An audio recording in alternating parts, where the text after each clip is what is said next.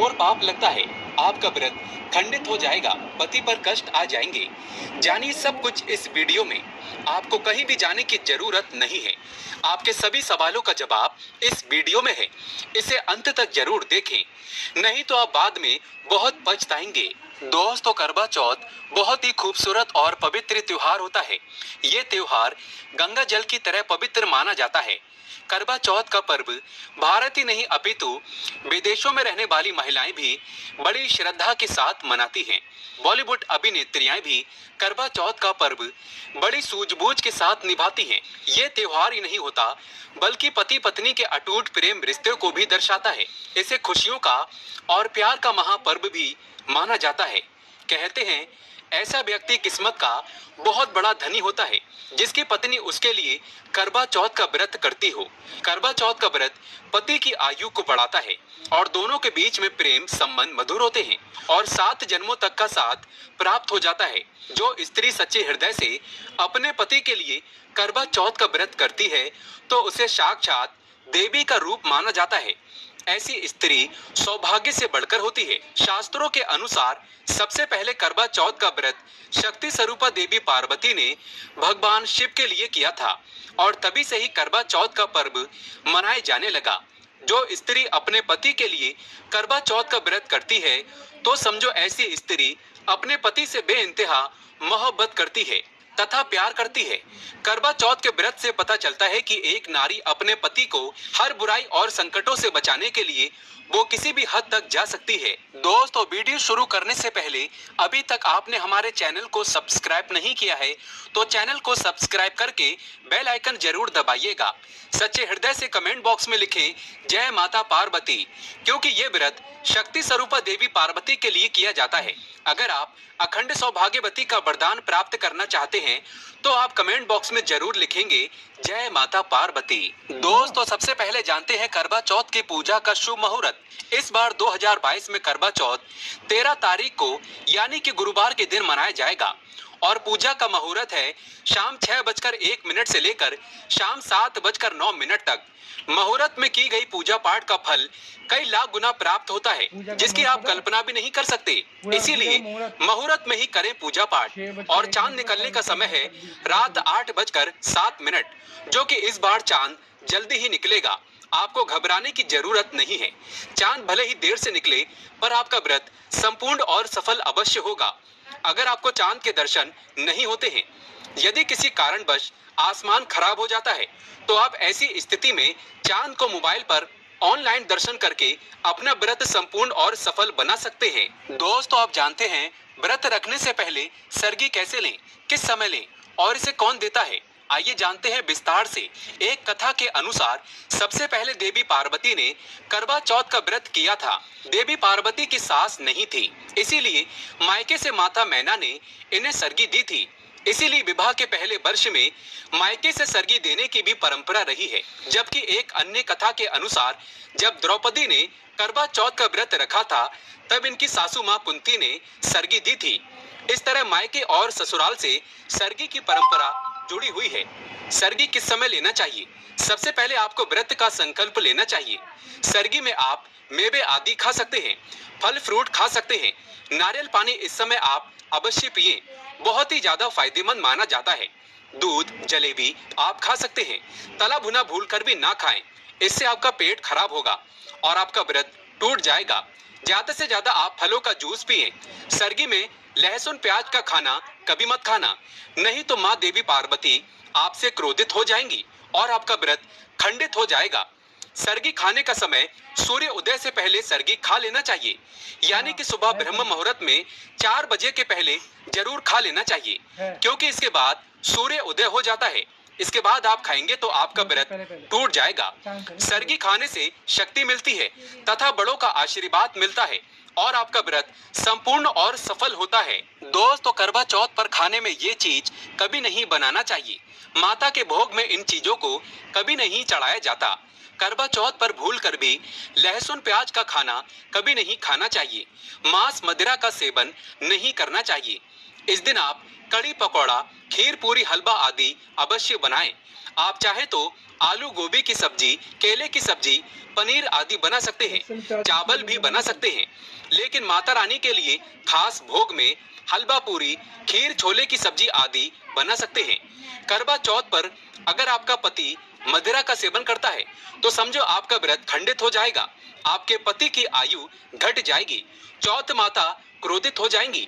इसीलिए करवा चौथ का व्रत सूझबूझ के साथ रखा जाता है। इसमें कोई गलती ना करें। लहसुन प्याज का खाना तो कभी मत बनाना, क्योंकि ये भोग चौथ माता को लगता है। दोस्तों, आप जानते हैं करवा चौथ पर पुराने कपड़े पहने या नए कपड़े पहने, कपड़ा किस रंग का होना चाहिए?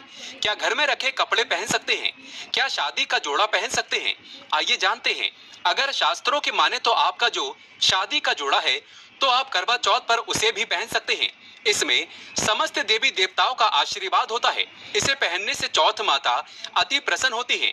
अगर आप चाहें तो बाजार से नए कपड़े भी पहन सकते हैं, लेकिन याद रहे काले कभी ना पहने। एक सुहागन के लिए ऐसे वस्त्र त्योहार में पहनना शुभ नहीं माना जाता।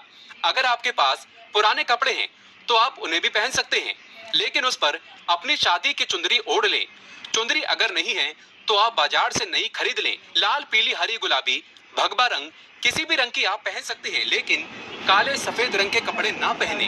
दोस्तों, अब जानते हैं करवा चौथ पर चौथ माता को ऐसा क्या नहीं चढ़ाना चाहिए जिससे कि पाप ना लगे।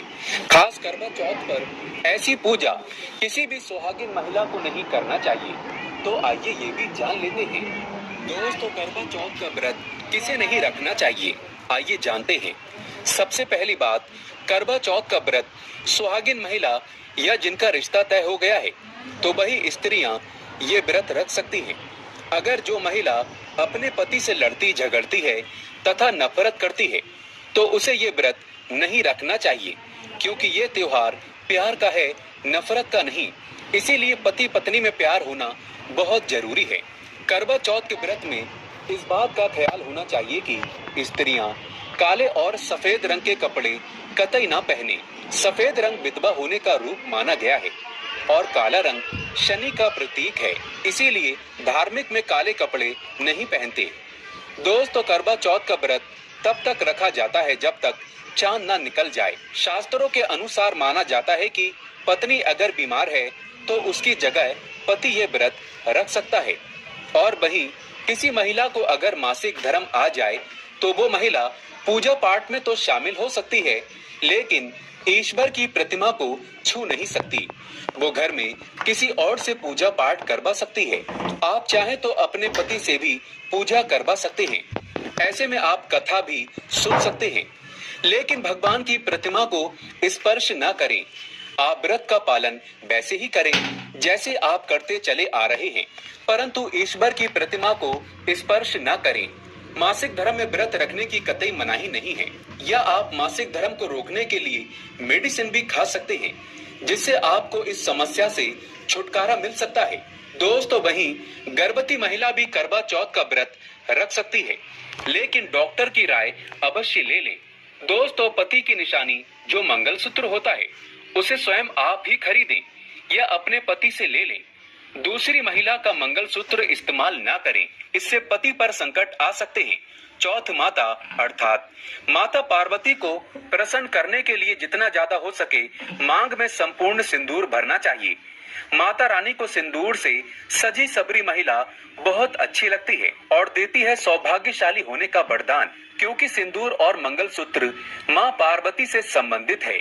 कम से कम करवा चौथ पर मांग में भरपूर मात्रा में सिंदूर लगाना चाहिए और मंगलसूत्र हर हाल में गले में होना चाहिए। दोस्तों, चौथ माता को क्या ना चढ़ाएं। जब आप करवा चौथ की पूजा का सामान खरीदे तो याद रहे सीखे या तीलियां टूटी हुई नहीं होना चाहिए, जो कि हम दिखा रहे हैं। इन सीखों की संख्या 7 भी हो सकती है और कुछ लोग 8 भी इस्तेमाल करते हैं। वहीं जब आप बाजार से टोटी नुमा माटी का करवा खरीदे तो देख लें करवा चटका हुआ नहीं होना चाहिए।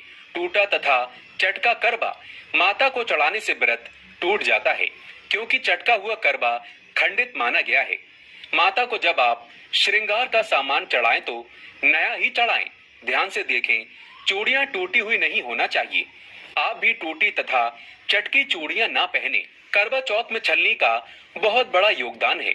इसके बगैर आप कभी भी करवा चौथ की पूजा कर ही नहीं सकते, क्योंकि इससे चांद को देखा जाता है। छलनी टूटी हुई नहीं होना चाहिए। आप चाहे तो पुरानी करवा चौथ की छलनी इस्तेमाल कर सकते हैं या आप बाजार से भी ला सकते हैं।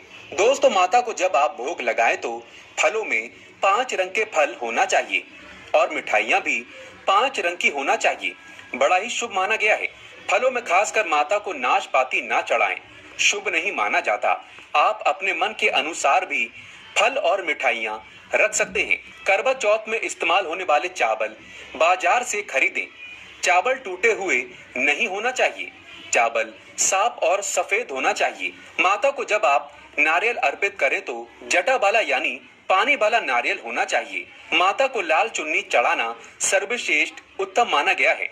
करवा चौथ की पूजा के आसपास झाड़ू पोछा नहीं होना चाहिए और वहां से जूते चप्पल भी दूर हटा दें, पाप लगता है। करवा चौथ की पूजा के आसपास झाड़ू पोछा नहीं होना चाहिए और वहां से जूते चप्पल भी दूर हटा दें, पाप लगता है, व्रत टूट जाता है। चौथ माता भी ऐसी पूजा में शामिल नहीं होती। करवा चौथ की पूजा में चौथ माता की चौकी लाल कपड़े से लगाना चाहिए।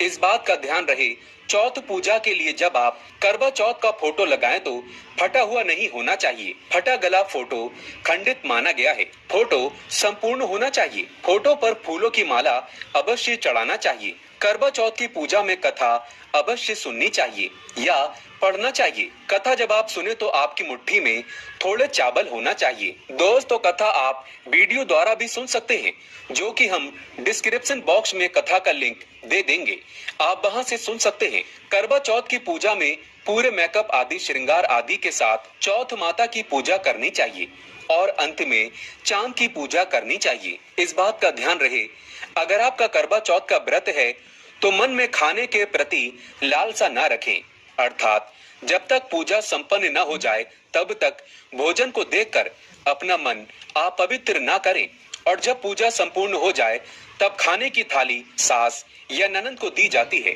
साथ में थाली में दक्षिणा भी डालें और आशीर्वाद लेना ना भूलें। अंत में पति के साथ भोजन ग्रहण अवश्य करें। व्रत संपूर्ण और सफल हो जाता है। दोस्तों, अगर जानकारी पसंद आए तो सब्सक्राइब करें और लाइक करें। जय माता रानी, जय चौथ माता।